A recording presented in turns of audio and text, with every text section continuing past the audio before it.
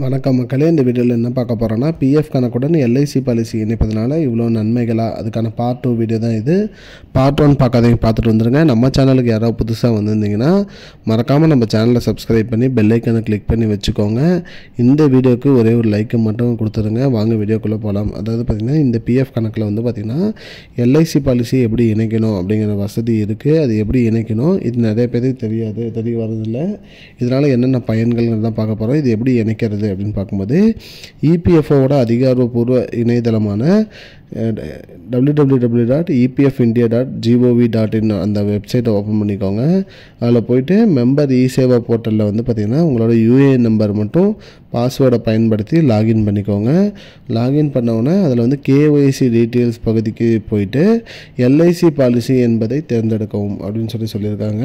அங்கே வந்து எல்ஐசி பாலிசியை கிளிக் பண்ணிட்டு உங்கள் எல்ஐசி பாலிசி நம்பரை வந்து நீங்கள் மட்டும் தேவையான விவரங்களை பதிவு செய்யும். எல்ஐசி பாலிசி நம்பர் வேறு என்ன டீட்டெயில் கேட்குதோ அதை எல்லாமே என்ட்ரு பண்ணி சப்மிட் பண்ணுங்கள்.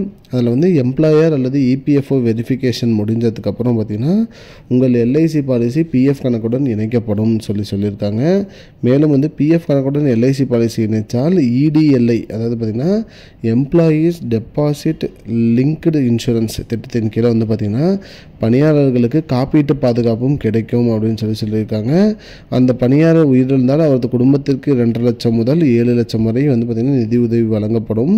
ஒருவேளை நீங்கள் எல்ஐசி பிரீமியம் செலுத்த தவறினால் அல்லது மறந்துவிட்டாலும் நேரடியாக பிஎஃப் கணக்குலேருந்தே உங்களோட எல்ஐசி பாலிசியும் கட்டிக்கலாம் அப்படிங்கிற மாதிரி சொல்லியிருக்காங்க மக்களே.